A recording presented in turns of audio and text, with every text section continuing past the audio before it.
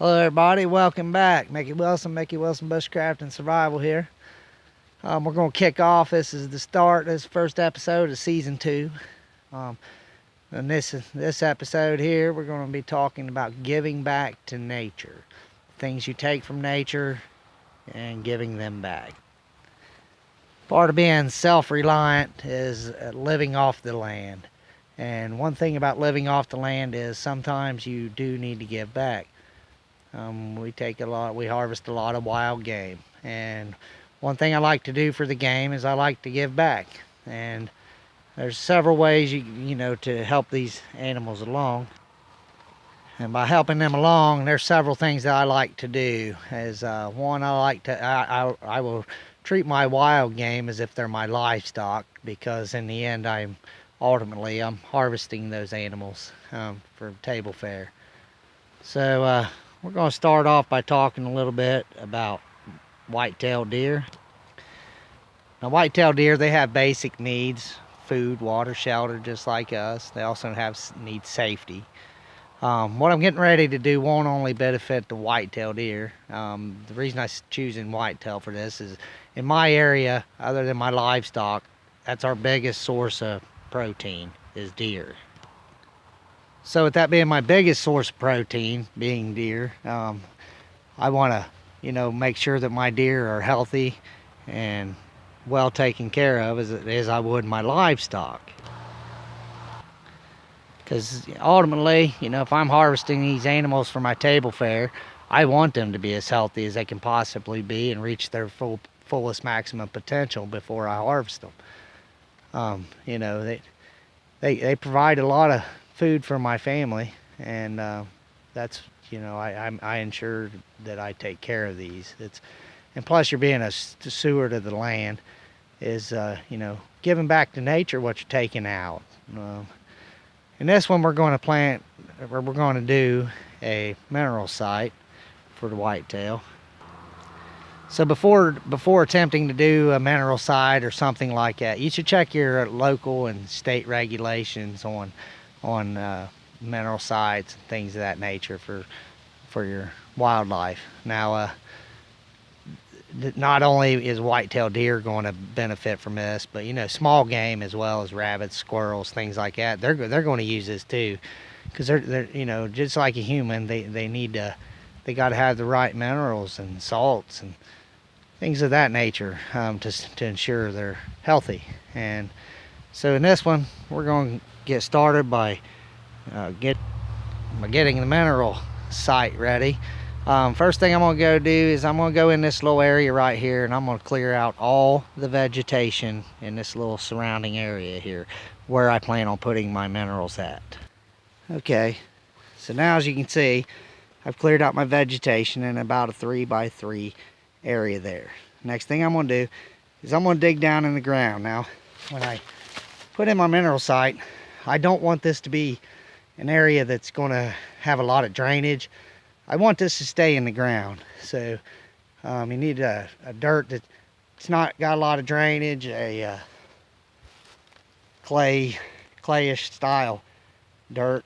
So anyways, I'm going to start here I'm going to dig down in the ground here. I'm going to dig a hole approximately 12 to 16 inches deep, somewhere in that area.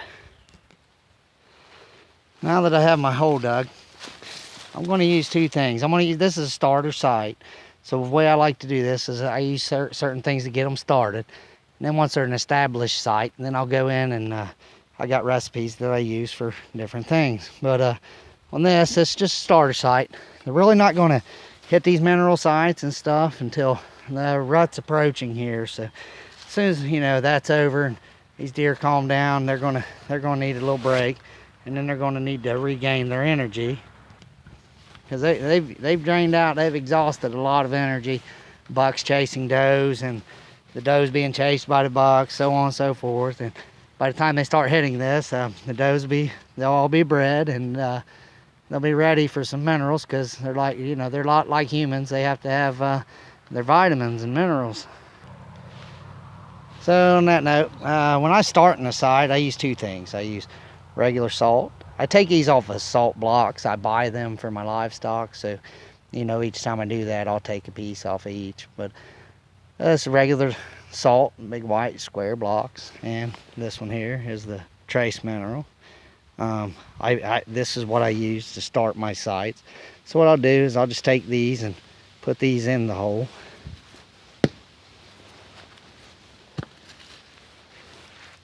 And then next thing I'm going to do, now that I got them sitting down in there, is I'm going to take that dirt and I'm going to, make it real fine, and I'm going to put it back over top of that. Now that I've done that, what I have in that bucket there is I will soak these in water for up to a week before I put them into the ground. That way that water's is it's got the content in it, and it's these minerals can be hot to an animal. By hot mean too strong. So they might not do nothing with this till it gets several rains on it. I've heard guys say, I put out minerals and the deer, they're just not finding it. No, they know it's there.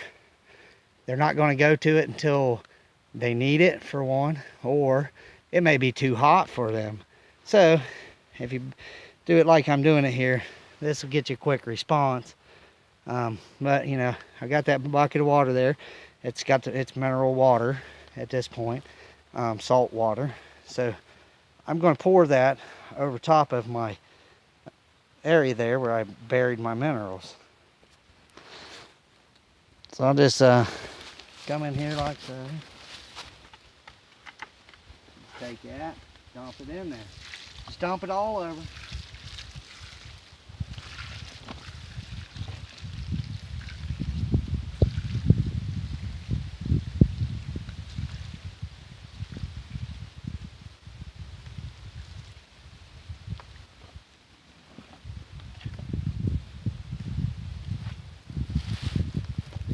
That's all there is to that. It's just dumping that all over like so. Now, what's going to happen is the deer, they'll come in and they will actually eat the dirt out of that hole. But this will help, like when does start lactating and things like that. They need all the help they can get. Doing things like this is also ensure that your animals are reaching their maximum potential. For table fare, that's the reason we live off the land, a lot of us, is because we want the best possible foods that we can have, and the most natural foods that we can have. But sometimes you got to intervene with nature and help out a little bit if you want your animals to reach their maximum. And to reach their maximum, they got to have everything they need. I mean, there's a lot of natural mineral sites, and a lot of people don't agree with doing this kind of stuff, but I do. I agree with it. I think it's, helps your animals along. I like my meat to be the best possible that I can have, and this is my grocery store, and I want to take care of it. And we give these deer a run for their money too. A lot of times they spend hiding from us instead of out there doing their thing. So we got to help out whenever we can. Now, my particular area, I am unable to hunt this site. If it was SHTF situation, this is also another thing of this, is if it's an SHTF situation, you can always kind of watch your sites if you're needing table fare, and you can harvest animals from these sites. But ultimately, when we hunt and pursue and things like that, we take to the woods. We go into their natural grounds, no baits, no nothing. Us one-on-one with them and their environment, and it's our environment too. But it's like their living room, so that's how we do it. In this season, I'm going to bring you more videos on this, how to sustain yourself and set yourself up for long-term survival, which is exactly what this is doing, is setting up for long-term survival, to hold your game in one area or on your property or something like that. It requires things like this to keep your game there. So, but to me, that's a big part of survival. is keeping your game and keeping your game healthy and successful. So like I said, in this episode, this is what we done. I'm gonna bring you more episodes like this season. This is season 2.